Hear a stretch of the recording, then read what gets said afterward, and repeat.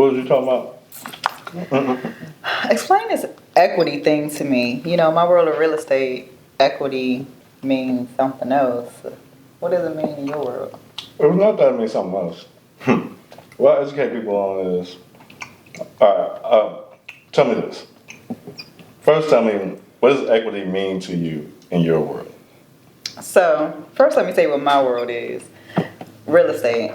In the world of real estate, equity is having ownership in an asset that produces income. So I like to say, give an example in this cup. If I don't owe any debt, the less debt that I owe, the more value that it holds. That space, it's my equity. And so that's what I do. I teach people how to own assets, to get freedom through equity and assets. Gotcha.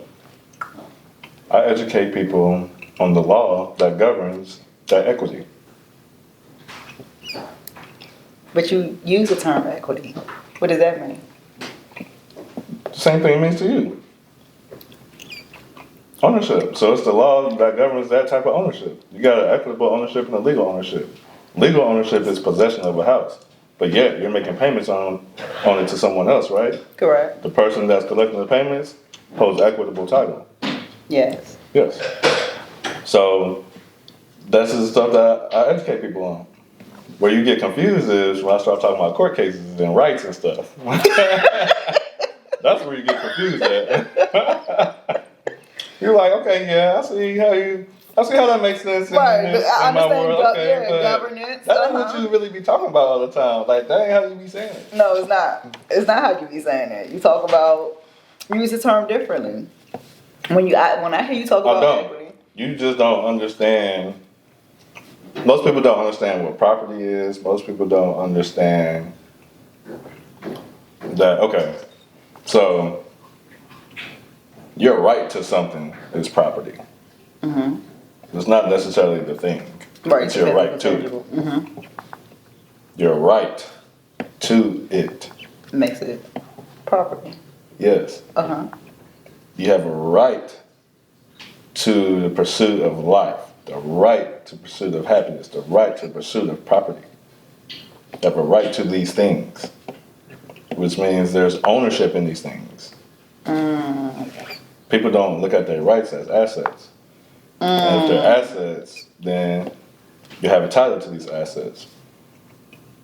Your rights are absolute, so there is no splitting of a title.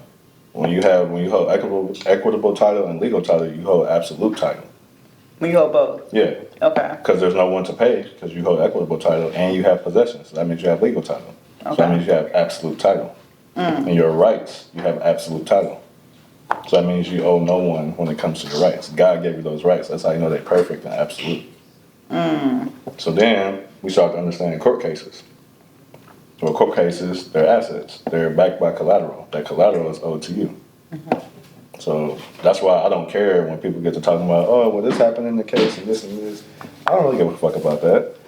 Like, that's not going to help me help you. I care about the collateral. So when people go in there talking about traffic tickets and stuff, I don't care about that. I care about the securities that's bankrolling in this court case. I care about the collateral that's securing this court case. So like a promissory note secures a deal. I care about the promissory note because that's owed to me. That's my equitable asset because I put my signature on it. I gave it life. That's true. Okay, you're right. Yeah. Okay. So now, does that make more sense It on makes what more It makes more sense. Yeah. All right. So when you talk about a person's right to that, like a right to everything, essentially, is what you're talking about, right?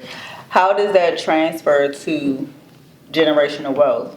Because a lot of us go to work 9 to 5ers, go to work to make a living for today, but at the same time, what they want to do is be able to leave something and not have to get out the mud, right? Every generation should have to get out the mud. So how does that transfer to allowing them to create that same equity and freedom for the kids? First off, you gotta know who you are. Once you know who you are, then you know your rights. And just understanding what privacy means. The only people that really win in this world are people that understand privacy. Because then nobody can interfere. Nobody knows how much money you got. Like, nobody knows nothing about you. That's when private trust comes into play. And that's why all of your assets, including your rights, will be held in a private trust. Everything. That way it's protected. Then, guess what governs private trust? The law that I educate people on. Exclusive. Exactly, God's law. Yeah. So now, if you're trying to attack some property, or if you're trying to, well, that is trust property. So now you can't take me into the regular court that we always end up in, right? You have to take me to a court of equity. So if this is not a court of equity, then that means you are violating, trespassing on my private trust, my private property. The moment I take you to a court of equity, you have to pay for it. I guess, okay, so clarity around, or give me clarity around the survivorship, right? So you still, you stayed where you said being private. Mm-hmm. How does that pass on though to like the next generation? Well, because all the wealth that you're going to build is going to be held inside a private trust and protected. So nobody's coming after it. Nobody can, all the wealth that you accumulate. Mm-hmm. You know what I mean? Because you can accumulate a lot of wealth, but the more money, more problems. Like, that's real, and more people will come after you. Like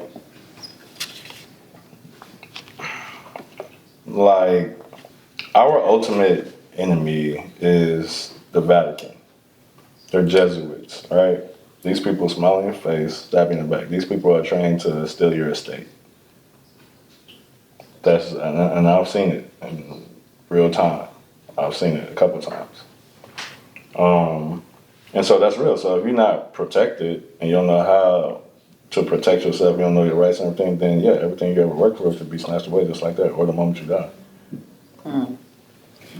So I'm all about protecting, but not only that, it gets deeper because I deal with equitable assets. Legal assets are, not saying all, but basically legal assets come from like equitable assets to a degree. Okay. Explain. Yeah, more so. All right. So a promissory note. Mm-hmm. That's when I give that to someone, I am depositing an equitable asset. So promissory note, $50,000. Well, I just deposited an equitable asset face value worth $50,000. That's an equitable asset. Mm-hmm. They're going to take that and convert it and make it a legal asset so that they can monetize it, securitize it. And so right? So the on the legal side, you saying that's the physical, or what? Basically make it physical. Yeah, you make it okay. So that they can use it to favor them, not me. That's the commercial world. Yeah. Mm-hmm. Okay. That's how things operate. And so then you got to understand, if they take that promissory note and they pull it in a pool of other promissory notes, right? And then sell it off, whatever. That's basically how it should go. Well, you're commingling money. So if I told you it was special, you commingled it. So that means if you put my $50,000 with $100 million, mm-hmm. now I'm owed that $100 million. That's the principles of equity, because you commingled special money with general money. Okay. So that's when it gets deeper and stuff. So so the same, because those are the same way with houses. You understand? So you're in the real estate industry. Yeah. Boom. So them notes get sold over and over and over. Yeah. And over. Yeah. So that note is being sold as long as whoever is within the life of the loan is going to continue to be sold over and over and over. No matter if you got foreclosed on, they're still going to continue to sell that note. Yeah. You know that, right? Yeah. Yeah. Okay. So, if you understand how to trace those assignments, every time it's sold, that's an assignment. You're saying that a person is due. Yes. That money. Yes. Every time it was assigned. Yes. That's insane. Because it's a violation of, it's in breach of trust. And so that's very, very, very, very serious.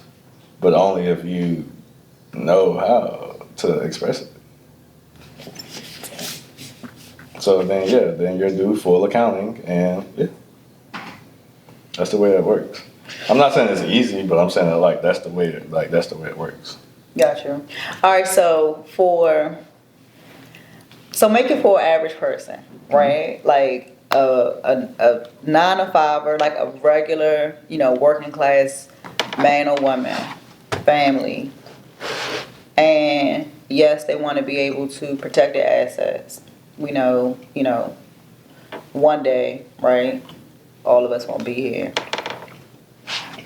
They want to protect their assets. They absolutely want to have some freedom, live their life by design today. But like you just said, when you got into talking about commingling funds and tracing assignable asset, like that can take a lot of time, resources, energy, and money. And the average person just may not have the bandwidth. Like, just be honest. Just realistic. Like, the average person won't have the bandwidth to trace it. How would you suggest they protect themselves? Because what I said on here is when you pass, right? So a person passed away and you set up your private, you made yourself private, right? Your citizenship and... Yeah, but private trust. And within your private trust, you're telling how the distribution should go. The distribution of assets. Okay. That's the part I wasn't hearing. Yeah. Okay. That's it. So that's the working class should set up the private trust. And then your family should have trust. So like your wealth should never be outside of a trust. It should only be passed down in trust. So it's not like, oh, when I die, like my assets held in trust, and then when I die, they'll go to my children. No, they'll go to my children's trust. Yeah. So because also you don't want that stuff to be, you don't want it to be taxed either, because then if your children, one of your children don't get what you're saying, whatever the case may be, friend, whatever, right? But they're a U.S. citizen, which is a district citizen in law, they're going to be taxed heavily. Mm-hmm. That the whole point of you putting in a private trust and structuring your life the way it is to avoid taxes, or to taxes be heavily reduced. So keep that. You got to keep that shit in trust. All right. So does that also apply to So I guess they'll make or correlate it to like LLCs. So purchasing assets in the name of LLCs. Which is a way that people can like scale and grow, like working class people, right? You don't have to be, super rich to be able to purchase your property in an LLC. Right. When structuring it that way, does it still work the same, right? In purchasing your property in the name of your LLC, you still just rolling up in this private trust. Yeah, but the equity you wanna, so like you can purchase property in a land trust first off. Mm-hmm. But even if you're gonna do it in an LLC, you can do LLC, then you can do a land trust or just whatever trust you want to do. But basically, the trust owns the equity in the asset.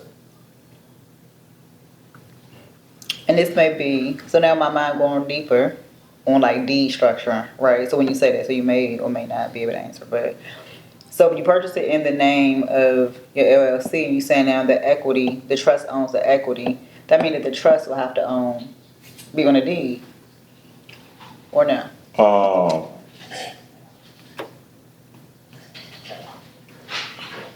Yeah. Well,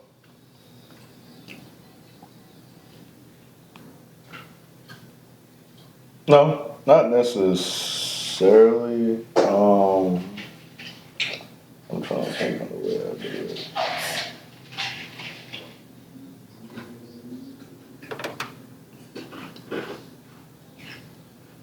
That might be it.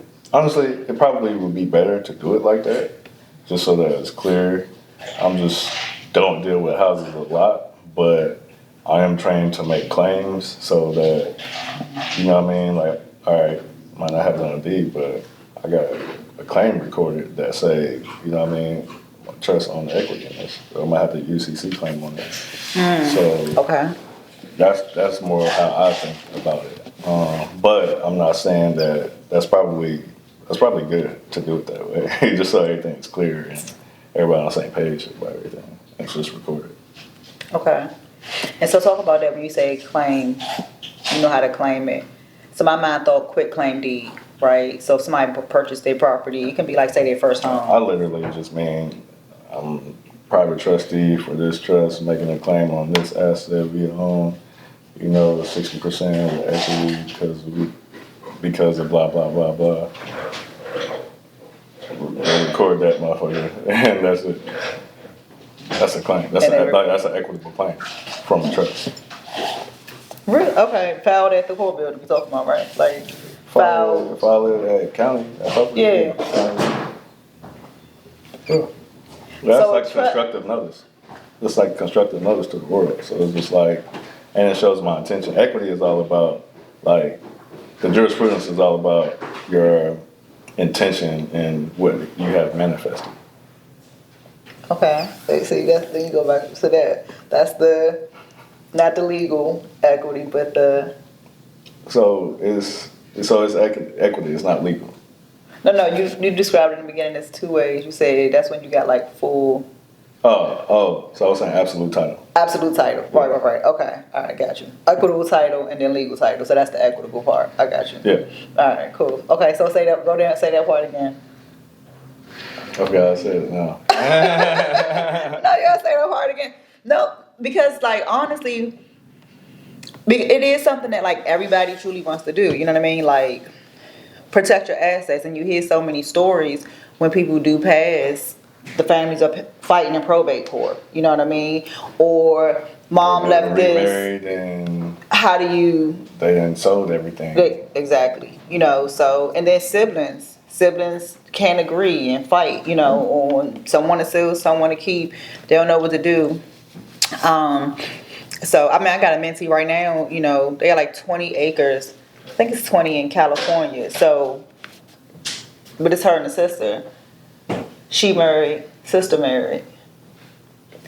Them coming to terms on, what to do with the land. You can't subdivide it, they'll lose like credits and stuff with California. If they like subdivided the land, so you have to have a minimum number of acres to like get the tax credits and stuff they get.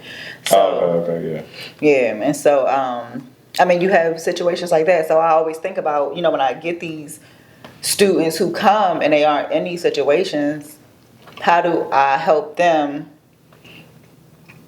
Like, how do I get them out their situation? Like, where is the resolve, or what could they do? How could they structure it differently than with their parents? How their parents structured it and left it to them. You know what I mean? So, but you talking about you say you can go do an equitable claim, and this is the same claim in my world of real estate, like a lien. We would use the word lien. So you gambling. I don't know why I say gambling, but say we gambling. And it's the same thing. You put your kids up on the table. It's not legally. Yeah, because somebody can gamble the house away. You know what I mean? Like you see on movies, but like no, I'll put my house up or put my keys up. It's the same thing. Yeah. And you just go down to the court building and literally you can write and say. Yeah, but it's only enforceable in a court of equity. Most people don't know about court of equity. That's why I don't get no respect, because you think an equitable lien will get respect in a legal court.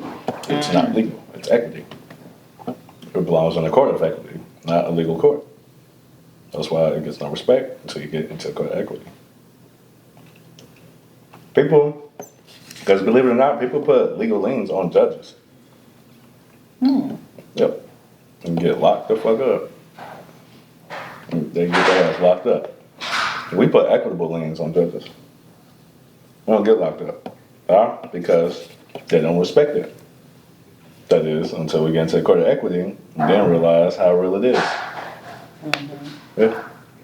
Realize your buddy might be pulling up on you to get your shit. Because now he's been directed by a different type of court. So making sure you're in the right court. Yep. So what do you recommend for families? Like how do you, change the trajectory of if we're left with this property or we're left with this land and its siblings? What do you recommend? Like what's the resolve, right? How do should they at that point put it in a trust? Yeah. Everything should be in a trust. So when it's two people, who becomes a beneficiary? They both can equally be beneficiaries of the trust? Or? I mean, it depends on who they want to be beneficiary. It could be the kids or it could be them. Yeah. Okay. I'm gonna recommend that. I'm gonna recommend it. I think it's. I mean, I'm serious. A lot of people, like more than a lot of people are left with land and or properties, and they really don't know what to do with it. Like all my mentees, everybody doesn't come, and a lot of people come and don't know how to capitalize or use OPM or use the LLC. They don't know how to buy properties like that. But I have a fair amount of people that come too that have situations. Grandma house. Just, I mean, they just sitting and they don't know what to do, but they do know that they don't want to be in that situation again because they're coming from a situation where their parents or grandparents didn't have a structure, right? So they know they want to protect it for the next generation. So that's really the question when I think about, when we get into the realm of trust and what you're talking about, like private citizenship and how does that all how does that protect a generational wealth?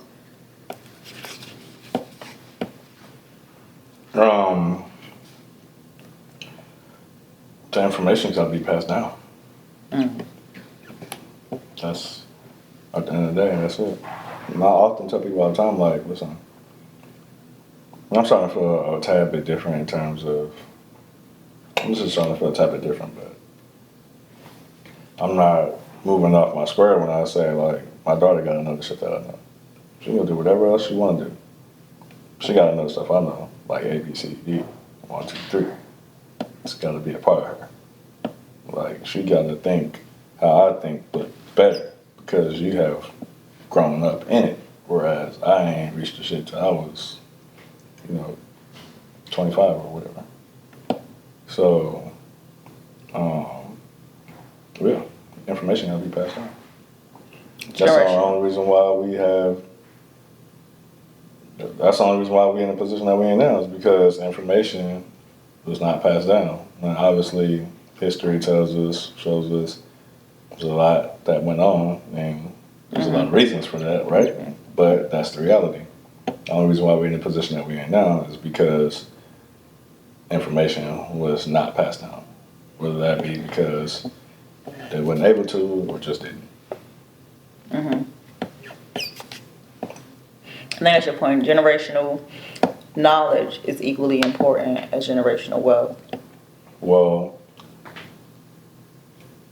generational knowledge is more important than anything because if you don't have that, then you can't keep the wealth, which is why there's only a small percentage of people who build wealth and leave it to their kids. Only a small percentage that even keep it past like the third generation. Mm. Which is probably why you see a lot of wealthy people giving their money to charities. Yeah, that conversation is probably not had enough. But yeah, like what's his name? Buffett. Mm-hmm. He said he's giving his money to charity. If I'm not mistaken. He is. Warren Buffett is. Yeah. So.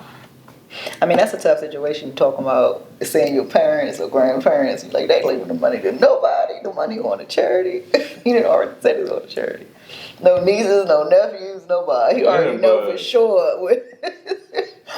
I mean, at the same time, it's just like, which one of you motherfuckers know y'all shit? Because if not, what's the point of leaving it to you? Mm-hmm. Who got the generational knowledge? Who took the time to learn the information? Word. That's real talk. That's why I said my daughter got to know it. That's two reasons why. So she can protect herself always, and because only this shit to you, you gotta know how to, you know what I mean? You gotta know your shit. Mm-hmm. And how we see in communities like the gentrified neighborhoods, right? When they say revitalize, so it's like this war: do you gentrify or revitalize? And they mean the same thing, right? Right. So I remember looking up the word gentrification because being from DC, like that was a huge thing, right? Past 10 years. And so the word gentrify, I kept saying, it was an argument on Facebook, and I said, let me look up the word gentrify because I didn't know what it meant, right? And it said to make beautiful again. And when I read the word, I went back to all the posts the people arguing. And I was like, do y'all know what the word means? How are we arguing about making something beautiful? That's the argument. So as people of color, as black people, when we say don't gentrify our neighborhoods, we're saying don't make them pretty. Do you know from the outside how just silly we look saying, don't make this beautiful? Like, that's the real argument. I get what you're saying. When you make it beautiful, like why wouldn't you want the neighborhood beautiful, right? But then that money that comes from somewhere. Somebody got to recoup that money, which means prices go up. Mm-hmm. So then that's forcing people to pay more money. So now if they don't make more money, or if they don't, you know what I mean? So now that's a hardship. You know what I mean? And a lot of times that's what happens. So now it's like they're getting forced out. You gotta find another place to live. That's the issue. I would say that's a real thing though. That's a real thing. So maybe like articulating it better. But there is like so much so we argue about the word gentrification, so much so the word revitalization popped up like the past 2 or 3 years, right? Because we argued against a word we didn't even know the meaning of. But I do, yeah. That's true.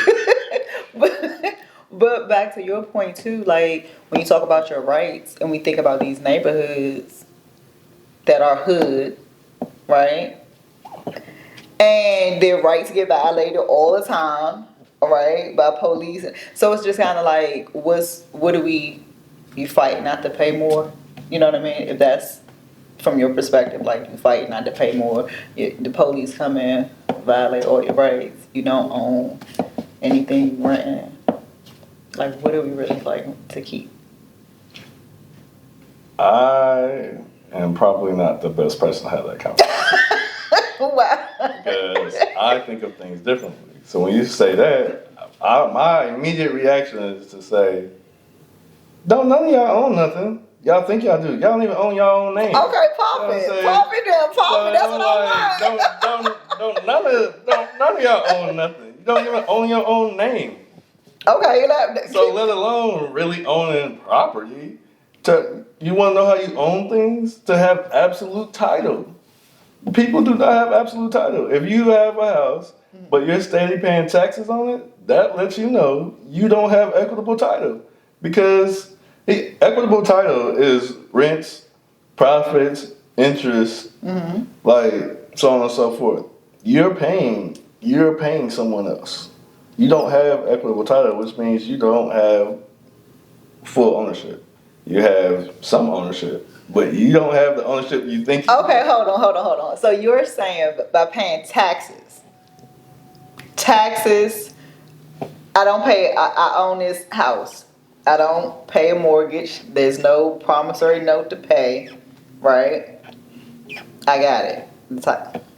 You're saying because I pay taxes on... You pay property taxes. I pay property taxes. I don't have full title. Yes. How so? Because you are paying someone else. Someone else is collecting on an asset. I put it to you like this. Okay. I put it to you like this. I put it to you like this. Your shoes. Do you pay somebody on your shoes? No. And you got them on your feet, right? Yes. So you own them. Yes. You're not paying nobody nothing. You're not making payments on these. You're not paying taxes on these. I pay taxes once. Once. That's it. Once. You're not steadily paying taxes. You own them. You own them outright. Because I no longer pay. You have absolute title over your shoes. You're not paying anybody regarding those shoes as an asset, and you have possession of them. That's absolute ownership. Now tell me, does that apply to your house? No. All right then. It's just that simple. So are you saying that there's no ownership? That would mean there's no own. Let me ask you. You're getting there. Let me make it a different way. Now it's starting to hit. It's starting to hit. Let me ask the question. It's starting to hit. Are you saying that? Yeah, I am.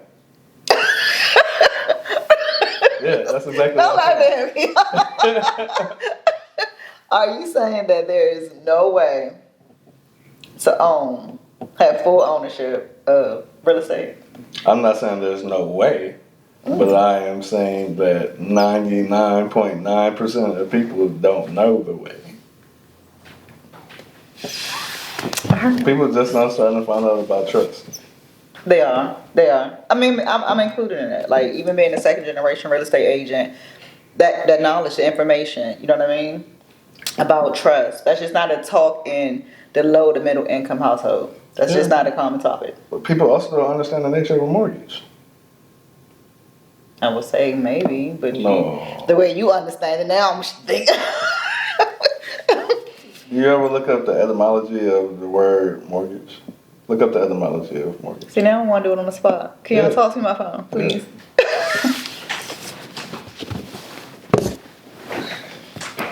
Catch it? Yeah, I used to play softball. Catch. Mm-hmm. All right, let's see.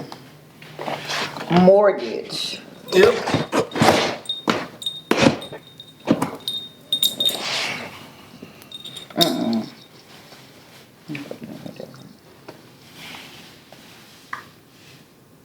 What did my phone? Talk to my phone.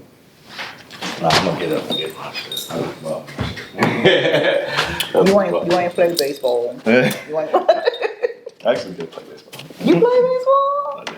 I used to play baseball too. Yeah. I don't feel special. I'm the only person that knows you play baseball. Yeah, I used to play baseball. Oh, okay, that's dope. Oh yeah, we gotta go to a baseball game, y'all. But I don't like. It's boring to watch. I like softball better. Oh, well, that's gonna be in college. We have to go to I a know. college game, which is weird. I think it's weird pulling up on college. You ain't looked up? I did. I looked it up. Etymology? I looked it up. I'm looking in Perplexity. You know, it's different AI. You can't just go to Google. You Just want to. Okay, you want to look up different. I want to make sure they say the sources. same. They say the same thing. All right, I got it. So what does that say? All right, so deed pledge. Okay. So what does that mean to you? Or you want to take a further look? You put it in layman's terms. The agreement would die either when the debt is fully paid or if the borrower fails to pay, resulting in the property being lost. So in layman's terms, you never truly own the property. Because It's a dead pledge. You're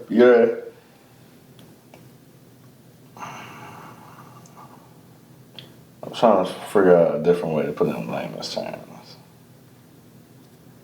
But so you said because you pay taxes, I no longer have a mortgage when I pay it in full. So there's no lender involved. There's only the state.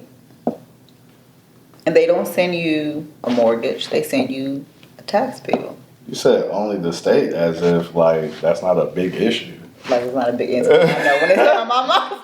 It's like that's not a big issue. No, but it There's came only on the state outside. that's involved now. Only the That's state. it. The state's not a big deal. Right, like you can get away that's from the them people. biggest deal. What do you mean? You just reached the next level, the boss. Like, you reached the final boss. Right.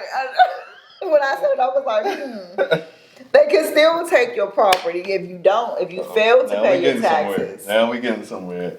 So if that's true, then does that mean, wouldn't you think that means some type of ownership? If they can take something? People only take some shit that, there's only two ways people take shit. They either stealing it or they taking what's theirs. Right. You know what I mean? Yes. But yeah, we can't say you're stealing it. If you paying the person, you paying the person that will come get your shit. So we can't call it stealing it. Because you're paying it voluntarily. Right. So what we left with then? That means whoever that is must feel like they have some form of ownership, and they come in to get that shit. Equitable ownership, equitable rights. Exactly.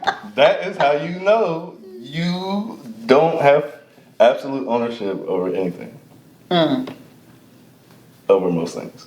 Most things. Assets. Because there is a way. The easiest way to know if you own it is Are you still paying somebody on it? That is the most. That's the easiest way. Because if you are, No, you I don't mean, own it. You don't. the shoe example was really a good example, right? You pay for it once. There's no more. It's no more mortgage. It's Right. a dead pledge on it. I don't owe nobody. Can't nobody claim no type of equity in my shoe. No ownership whatsoever. Even in a home, the state, the boss, can still come and get your. Can take literally just sell it. Take the money they want, their equity in it, their claim. So if you owe them for 3 years of taxes or 2, whatever, they can come take their couple of $1,000s and still sell your house off. But they only take their part of the past tax, which leads us into like tax sales. Yep. And so That was good. That's good. this, and so then tax sales. So I like to see a lot of stuff you just gotta go deeper into. Now, first off, we deal with legal mortgages, but there are equitable mortgages. Not only that, you know some about equity of redemption, don't you? For real estate, yes. Yeah. Yes. It's basically, You come. taxes, and you got a period where you can reclaim. come back and reclaim, yep, Well, redeem it. You but just pay the fee plus interest. But that's all that people know about equity of redemption. Okay, what else is there to know? Yeah, there's a lot more to know. That's how you actually extinguish a mortgage under equity of While redemption. you own it. Yes, that's how you. That's one way to do it. Yeah, No, because no. you redeeming the collateral. Let me ask it in a different way. You mean going through that process where someone has. No, I mean you understanding all of what equity of redemption means and the principles of that. That's what I mean. Because right now Okay. you just understand it to be you got a period of time where you can reclaim. After you've lost it, Yeah. essentially, right? Yeah. But you're saying while you still own it, like the loss never happened, or you saying after you have lost it, you can get out of. I don't No, want I'm to say get saying out while of. you're still in it, because you're redeeming the collateral of the mortgage. So while actively living in my home, up to date on my payments, I can redeem it. Yeah, I'm all about that's redeeming collateral. Though. So That's dope. While actively in my home, yeah, making my payments on time. but you have to understand equity of redemption to a greater degree than people understand it now. Which is the after, right? So like this understanding, the basic understanding of it in real estate. But see, people are tied to it being after. It's not After, about yes. it being after. It's You're about saying. what are the rights. Which exists throughout. It doesn't matter the stage before. Yeah, during, because the after. more and more you understand your position, the more and more you understand your rights and understand what you can do. Gotcha. That's it. No, it's digesting because The whole commercial realm is a mortgage. yeah, You understand that? yeah. You do? I do. Because and it's like, I don't want to say hidden in the paperwork, because you are signing it, like it is in the paperwork, right? When you go to closing, I mean, it's over like 100 pages plus. Even the notary, as they're explaining, they're just like, this paper gives insurance if you default on your loan. This paper gives, you know what I mean? You signing like bunches of 7 to 12 pages that you ain't even read. Mm-hmm. It's been explained to you, but explained at very surface level. People don't understand that you literally, there's a point in time for a few seconds or minutes where you literally own the house. And then you give an interest to someone. People don't understand. When you go through closing, there's a point in time where you actually own the house. You own the house. Then you give an interest. You give a security interest. That part. Yeah, but if you don't understand what you're doing, if you don't understand your position and your rights, then you'll never catch it, as most people don't, because that's just not how we've been trained.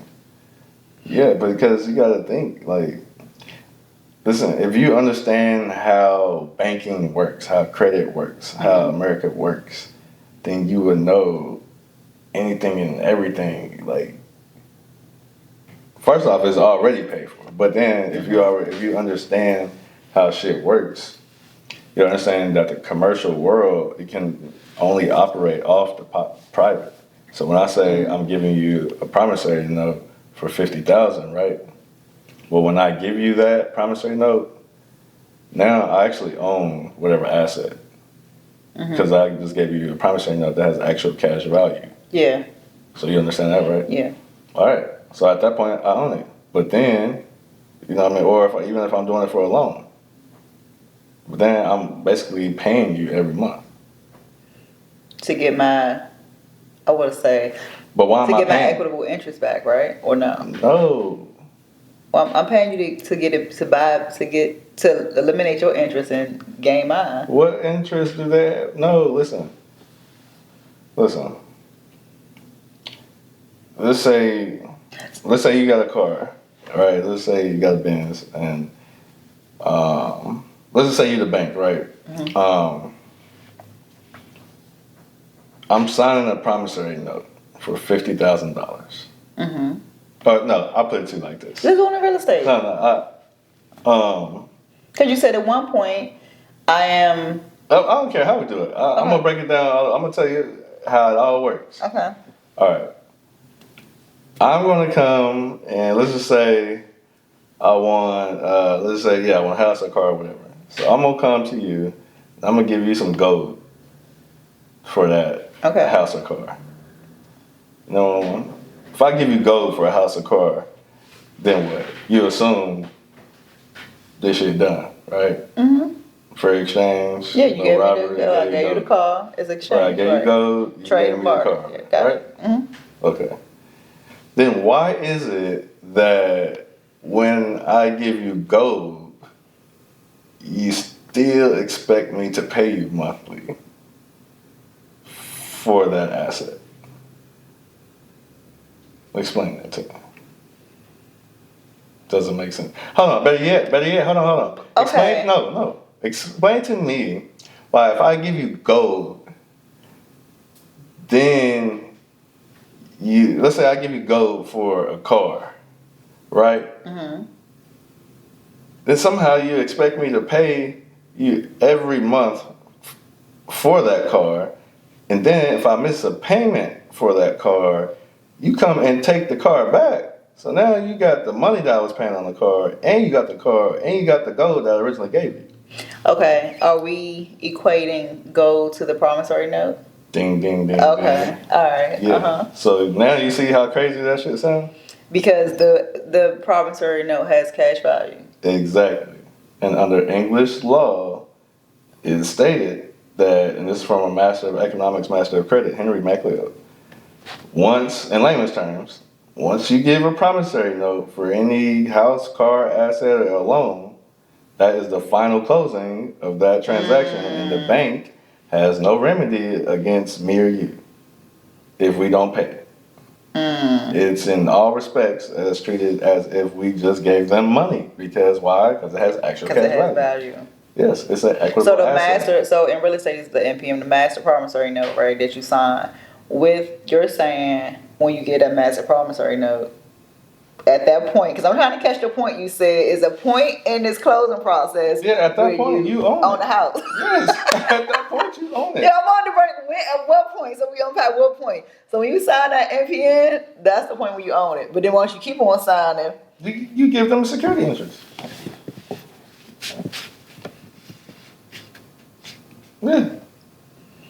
Or a car. You sign the paperwork where you allow them to repo your car. They literally would be like, you're signing this so that, this is the order of repossession or whatever. I gotta tell you the car paperwork I do just sign. I don't know what the car paperwork say. Don't do it. What I'm just saying.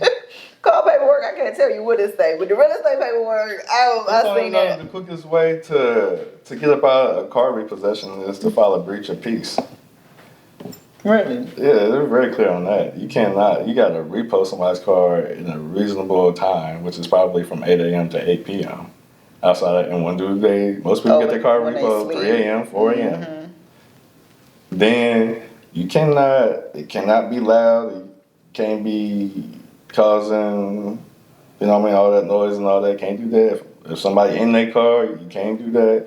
Like, you can't be intimidating. You can't use the police to enforce the tow, because then it goes from being a civil matter to a police matter. Criminal. So yeah, and that's very clear, very very clear in the law, very clear. Like anybody can read it and they're gonna be like, oh yeah, I understand that. Like a 10-year-old could probably read that and understand it. That's how clear it is in the law. People just don't know it. So you made me think about like our kids, right? And you talking about like your daughter. My son 20. So different ages. Your daughter 5. So at what point? Because it could be boring. I know real estate to my son is boring. Can't imagine a 5-year-old little girl. She's not thinking about that at all, right? Because we talked about generational knowledge, how do we make it interesting to them? How do we make it digestible for a 20-year-old? How do we make it digestible for a 5-year-old? You know, where they understand the importance of the information, right? On both sides, like where do you start? Do you start with something as small as a car? Or something as big as a house? Or land? Do you pull out a Monopoly board? I think that's a part of the challenge. Like, well, I started I did an episode, right, like an animated episode on surety shit, where I was explaining concept, but I did it in a different way. It wasn't necessarily monetary, but it was like, I forget the whole concept of it. I mean, I forget what I did with it now, but basically, it wasn't necessarily about money, and it was just like more some kid stuff. Like it might have been like, oh, one person did something, and then my daughter was like the star or whatever. So then, even though somebody made a mess, and even though she didn't make the mess, like she went and then cleaned it up. You know what I mean? And so then I forget what, but basically I would show somehow like how she get reimbursement for that, because now that's showing equitable subrogation, because if you make a payment on behalf of someone, then you're entitled to reimbursement. Mm-hmm. So that will be showing a concept like that, but it's in an animated form. So you showed it through like household tasks. I mean, or through just like some regular like your day to day, something a real life example she would go through. Yeah, like a real life kid example, like she would go through. Mm-hmm. That's how I'm like trying to think of it. But that should just that's the challenge, and it takes time. Outside of that, just creating like she's starting to learn how to read and stuff. So it's just like I'm about to get a book together that's real simple, kind of like a cat in a hat book type stuff. You know what I mean? No, that's dope. Because I don't think to me it's just more about making it digestible more so than not boring. It's just more so digestible, because at this point for her it's like she gotta learn how to read. So if I'm making you just learn how to read my shit too, you know what I mean? Might as well throw it in there. Yeah, you know what I mean? Because, I mean, the moment she start getting the words down real good, I would say, like, she just not starting to learn how to read. So I would say definitely by like 7, then like, or even before that, you know what I mean? Like, that's all they focus on is words and trying to read now. So it's like, I'll create something that say, I am the grantor. You know what I mean? And then you are the trustee. Like, it'll just be something like that. You know what I mean? I'll go over with it and be like, I'll just explain different, like your teacher is a trustee. I'll be like, oh, Miss Talanda is a trustee. You are the grantor. You know what I mean? And I'll just let that marinate on her, and we just keep going over that. So she can start identifying when she's in those situations, what world. Yep.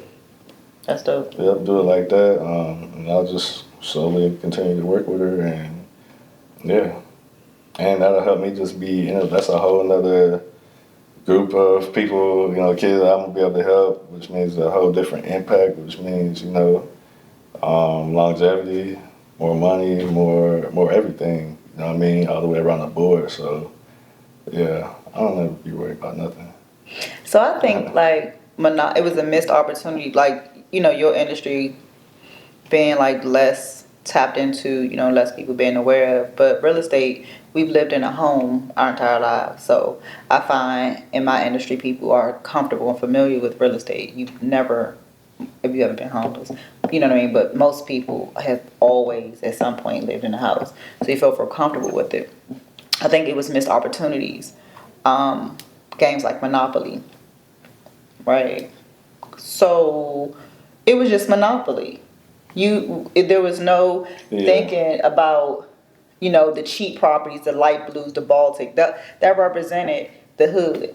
The cheaper the property, those were the hoods. Yeah. Yeah. Everybody wanted Park Place. You never know, Park Place represents, the top of the line, communities. So we were going around. We've played that game dozens and dozens of times over years. Never ever thought about why you wanted Park Place. Why was the value so high for Park Place? Why was the value so low? What did the railroads represent? When you crossed the railroad, like we didn't think about this was really designed around our communities. Nah, even when you just mentioned the railroads, I had to stop and think like, what you mean? I'm like, oh, you crossing over into another area, like another neighborhood. Like, I'm like, oh, damn, I didn't know that till you said that. I'm like, man, see, you should be getting deep, man. And it's hidden in the game. Yeah. You know what I mean? Hidden in the game, we playing, and nobody's sitting around talking about, hey, where do you want to live? Hey, we live here now. Let me, plant the future to live in, what another one, gardens, or like just where else can we go in this board of Monopoly? You know what I mean? Like, what is our progression? Are we here now when we gonna get into the other side? So it's just missed opportunity. So you talking about like inventing a game, I feel like we do have existing games that we can teach, our kids about just our communities, our neighborhoods. How do we revitalize them, with ourselves and becoming financially literate and understanding, just understanding your rights, because that's empowerment, because we have, lived in having owned things. Understanding our rights is the basic thing. It really is the basic. And it empowers you. It is. It's the basics. It empowers you to want to own up everything. You know what I mean? Or if it's in trust, you own nothing, but you control everything. Yeah. So it really, truly is like the basic. If you understand your rights through just God's law, then you feel empowered. You know what I mean? You know how to maneuver through real life, through the physical and legal stuff. So that's true. I'm interested in you understanding. So you said everything is a mortgage in a commercial world. Like you understand that. Yes, I understand that everything is a mortgage in a because it's monetized. It's making money off everything. So I understand it. So even though so you look at a car deal as a mortgage as well. A car dealer? Yeah, a car deal. Like somebody buying a car. You look at that as a mortgage. Yeah, based on the word of what we said, yes. Yes. Yes. Okay. Most people don't pick up on it like that. Well, I did until you said look up the word. When you define the word, that's the definition of the word. It's language. So if it's always going to be our perception of something or application of it is going to be based on how we define it. So a lot of times, just even in normal conversation, we can get in an argument over something. Two people could be arguing over something because they defining the word differently. Yeah. Yeah. But once you're using the same definition of the word, now we're talking the same language. So Dead pledge. Got you. So the beginning of that is in 1930s. They took all the gold, right? Mm-hmm. Okay. One day people woke up. You got to expand on that too, because I didn't find that out until a year and a half ago. That one day everybody was exchanging gold. Like gold was the currency. You went to bed. You woke up. And it was people got to really imagine that. And not anymore. Yeah, no. Matter of fact, it's illegal. Bring that shit in, or we gonna smite you. I don't think people get that. Imagine one day we got these dollars and these 20s and 100s or whatever, and we go to sleep, and then you wake up, and that's not a real thing anymore. It's no longer real. And it to know that was Like barely What 100. happened? Like there's people still alive who went to sleep and woke up and the money wasn't no good no more. Like there's somebody's grandma or great granddad that's right alive right now who they went to sleep and woke up and the money, the gold ain't work. Was Like not in circulation anymore. Yeah, that's real. that's insane. But what's even more insane is they didn't stop there. So then, they seized our ancestors' assets on paper, which is called hypothecation. So literally, like, I'll be sitting at home, you be at your home, and I'll be like, I'm taking Lola's shit. Put it on paper. Nah, I own your shit. What? That's basically what they did. Yeah, that's basically what they did. They seized your paper. They seized your assets, your estate, which is everything that you own on paper. And so then, what they did is they used your estate. They basically said, they read up a paper and said, all right, I'm taking all the American people's estates. Now I own their own. Now I own their estates, their property. Now, which is a hypothecation because they're just doing it on paper. Like, it ain't like every time we buy some shit we give it up to them, right? So it's only on paper. Then what they did is they said, now that we did that, we got $1 trillion because we just claimed $1 trillion On paper. On paper. Yeah. So now we can use that as collateral. To go. We use it as collateral and we give them new money. The new money is That was $1. the dollar.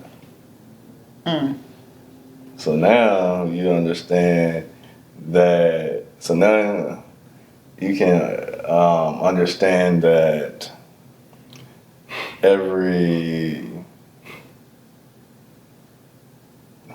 you might have to cut this out. Every dollar represents a portion of that fund. Okay. That makes sense? Yeah. Yeah. And people don't know that. Okay, so when they go back to saying like this still the part that's not in the video. So this like when they like the dollar not being backed. It's not backed by gold, but it is backed by the American people's property and energy. Okay. I got you. Okay. Yeah, America, which has been converted to a credit fund. So now, yeah, Which dollar represents a portion of that credit fund. which essentially is that the same as our credit system? Yeah. And so now, and so that's like the birth certificates and everything. That's like the money that's attached to the birth certificates. And so that's the fund that everybody's talking to. So I basically just broke it down to you how and why there's money In the birth attached. certificate. Yeah. And so then essentially what I educate people on in terms of discharging debt. So I educate people how to make people perform equitable conversions. Okay. So they have to take money from that credit fund, that private credit fund, and convert it to an equity or to a credit that can balance out the ledger. Does that make sense? To discharge the debt. So I educate people how to do that. Yeah. That's dope. I guess that is better than credit repair. I guess that's better than credit repair. that is better. I put my time in 3 years and it's done. You won't reduce me to that. Yeah, nah. Shout out to my credit repair. But people I know. You know, that ain't what I do, you know. But I thought that he did. I understand. I educate people on private credit, specialized credit. Suretyship, that's what that is. Which makes, it's different, right? So I got it in private credit, but that's a word that makes. The public credit comes from the private credit. Understood. Yeah. So when you say like private citizenship, I I thought, and let me tell you, this may be, I don't know, we including or excluding this. I didn't. Keep all this. We'll probably keep it all. I'm honest with people, and I tell people like, yo, over the past year, I've been going through a transition. That's the hustle of the CEO. I'm like, I had to come to the realization, like, because I got business people around. Like my executives, like they didn't ran hotel chains and school districts, and you know what I mean, like large companies, like large regional companies, you know what I mean? And so, like, they know how to run businesses, right? But running a business and getting money or hustling money is two different things. So I know how to get money. Yeah, like, I know how to get money all day long. But in terms of running a business, I had to understand, like, hey, and be humble and be like, nah, I don't know how to run no business. You know what I mean? So I had to learn that, and I learned so much more. Now I'm just like, okay, now to where my thought is not necessarily get like, yeah, of course, business, you know what I mean, we're in the business to make money and a big impact, right? But it's about longevity. So I think it's easier to accept to be humble and to be able to accept how you should be running your business when you start thinking of longevity versus just making a profit, you know what I mean? And so, but I also feel like I can tell you how I did what I did. Even So though that's when you say, okay, I got you. That's what you say. Yeah. You may not agree fully. Yeah, and I also believe in the streets, boss to boss, you're going to tell me how you did what you did. So, yeah, I got a team together. You know what I mean? We scoped stuff out, and boom. We hit them 4 a.m. We took over the block. Then from that, we took them soldiers, and then, we basically told them get down and lay down. And then we hit the next block. And then we continued that to next thing you know, we got the whole block. We took over the building. We set up shop. Now here we are. Now, if you want to do the same thing, send me the bread, and I send my niggas over there to help you. You know what I mean? That's how I feel like that conversation would go. Like, that would be the type of conversation I would want to have in the streets. Okay. You know what I mean? I don't need you to show me necessarily, like, let's have the conversation first, and then, show me, we can get down together, but I need to know the plan first. And that's why I said, it's a lot of truth. I believe it's a lot of truth in what you said, because you see, I was like, I need to know the plan first. You need to know the plan. You know what I mean? You need to know the plan first. Yes. Yeah. So that's why I believe that's the umbrella. That's what's like first. So what we came up with, like it would again. You start with like strategy. You got to start with a business plan. People are so used to houses. You want to own real estate. You think but just because you own it, it's not cash flowing. Like a house can be a liability, just like it can be an asset. And it is. And your ability to run a business will determine if it is a cash flowing asset or you have a liability, right? So coming in that strategy, and that's why I really focus on teaching people on strategy, on treating real estate like a business. Period. You can go anywhere. You can be on YouTube all day. How to wholesale, how to drive down this block, but who's going to talk to you about business and running real estate as a business? That's the conversation. Who's going to talk to you about the calculator, about running your numbers, about do you got QuickBooks? Do you got what's set up? No, you're right, because that's such an underrated position. So it's not. I mean, that just further goes along, right, what we've been talking about, right? There's not enough, okay, bet, yeah. Who do you go to learn how to run your business? Your real estate business, me. Yeah, right. Who do you go to learn how to run your real estate business? But is it just real estate business, or is it business? And you just understand, the real estate part more.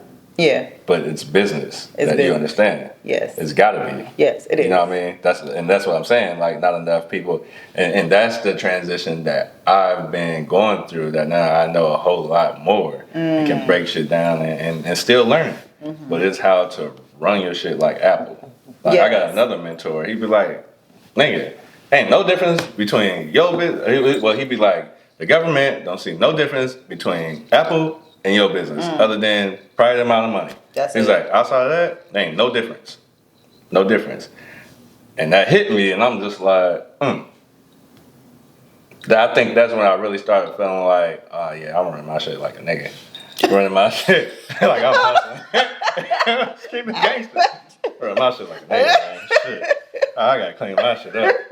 You know? But that's how most people run it because, You like, don't know nothing else. you don't That's know where we come nothing else. from, especially people that look like us. That's where we come from. All we know is to flip money, and all we know is nigga shit. Quick, Shit. you know, quick money. Yeah, quick money. Flip quick, Yep. flip money. That's what you know. Yeah. That's it. I mean, but that's also how I got to where I'm at. You know what I mean? Yeah. Like, that's how I got to where I'm at. Like, a lot of people think that I started off using credit and funding and stuff like that. I didn't start off using that shit. I put my own money up. Made the money and put my own money up again. Kept flipping and flipping and flipping. I was already doing 6 figures a month before I started using credit and funding. Like, yeah. Already. I put my own money up. Like, just straight up. And that's probably why I was so much more passionate and everything. Because I'm like, I don't even understand. I put my own money into this. Not, you know what I mean? And not saying it's right. But I'm like, shit moving so fast, and I'm not, you know, because I was doing a whole lot of experimenting and, you know, get shit and then get it off my credit, and, you know, I was doing shit like that. So, and I was kind of caught in between that. So I still had stuff on I had stuff on my credit. So it was just like, I ain't had no time for that shit no ways. I'm like, I got the bread anyways. I'm like, nigga, I ain't, ads? All right, bet. Like, yeah, bet. I'm about to throw 3 G's into this, bet. Yep, make 9. Bet. Yep, I'm throwing that in there. Bet. Keep doubling up and doubling. Next thing I know, shit, yeah, I'm running $30,000-$40,000 ad campaigns by myself. Yeah. So you took that transferable skill. So I like to tell people, like, before you like showed up when they come on my master class, or they come in, like, before you showed up today, you have transferable skills. Everybody does. When they cross over from their 9 to 5 to being an entrepreneur, being in that business realm, you have skills that you already acquired for 20 years working, 10 years working, whatever, that transfer. So it's like, how do you transfer those skills? And for you, you transferred into flipping on the street to flipping on ads. You could calculate your return when you put this money in on these ads, how much you going to get back. Everything, though. It's crazy that you said that. So I didn't have call center jobs. If you think I ain't been on calls and thought back like, I remember these motherfuckers said smile on the phone when you talking. I'm smiling on the phone while I'm talking. You know what I mean? Hey, you like, walk closer there, you better smile when you're talking on the phone. Yeah, no, real talk. That's all them things that I hated that they were saying before, now that I'm doing my own shit, I'm like, nah, hey, let's do this shit. You know what I mean? That right there, for anybody who got a coaching program, you trying to sell something, when you're on that phone, smile. Smile. Swear. It works. You can't close if you mad, or if you just stale face, you can't close. If you anxious, you're like, right. Right. That mean you feeling good. That mean you in the pocket. That mean it ain't no. That mean you getting something today. Yes, you gonna win. That smile gonna make you win. That shit came from call center jobs for me. It did too. And I think about that, I always laugh. I'll be like, man, it's crazy. The shit that you hate, that you end up using, and hey. Let me tell you mine. You care when it's your shit. When it ain't your shit, you be like, oh, this shit's stupid. Yeah, all right. Until it comes back around full circle. So mine was Safeway, right? So Safeway taught me like the importance of customer service. And like, when somebody asks you where something is, You won't just be like, oh, it's down there. Yeah. You literally like you walk them down and you show them. It just feels like personal. so personal. Yeah. So same thing when I'm talking to somebody. Like I want to walk you down the aisle. I want to walk you to what your goal That's a is. great way to look at that. You know, and make you like bring you right That's there. even better. That's deeper right there. I like that. I like that. And then you feel like they know me. They're like ending the call with, you just make it. I mean, I feel like I already know you. I've been on. I just feel like you are so real because I took you down the aisle and showed you right. your spaghetti sauce. Look, I took you there. So no, yeah, that's real talk. Transferable skills are real. And the same thing, I'm like, but back when you were talking about too, like just about like social media, that part right there, like, and coming together and collaborating and really just trying to like figure it out, like how do you show up and be your authentic self? How do you understand a process, but how do you actually apply it? You know what I mean? If it's a disconnect there on what you hear and then how you show up, like you're not your authentic you, like it's not going. Yeah. You never survive on social media. You're not gonna survive. Never survive on social media. Yeah. You gotta be the most authentic people are the ones that make it. At the end of the day. Yeah, like look no further than Sukiyama. Suki. Nah. Yeah, Suki turned up. She Suki gonna turned say up. whatever. You know what I mean? But I love it because she's herself. Now I'm not. I'm a fan. I'm probably not the biggest fan. You know what I mean? But like, I'm a fan. Like, and I'm a fan because I know I can expect her to be herself. She's gonna say some crazy shit. But I also know she got a sweet side to her. Like I know she do. But she turned up. Like, but that's her, and we love it, and we love her. She was right? so Like, much her. She attracted Dr. Umar. Yes. That's how. look, see? That's what I'm saying. Like, You gotta respect it. You know. you got to. Showing up as your authentic you. People love that. You get to know who you know what I mean? It's just relatable. You going through some of the same shit that they be going through. And no, so in my community. That's why I smoke weed on my social media. That's why I be cussing on my social media. That's why we could have did the shop right there. That's People why. like, man, they're island messages. They're island messages like ours. Yeah, it is food and other stuff. That's why I said, I'm like, all right, that's how you want to do it. I don't care.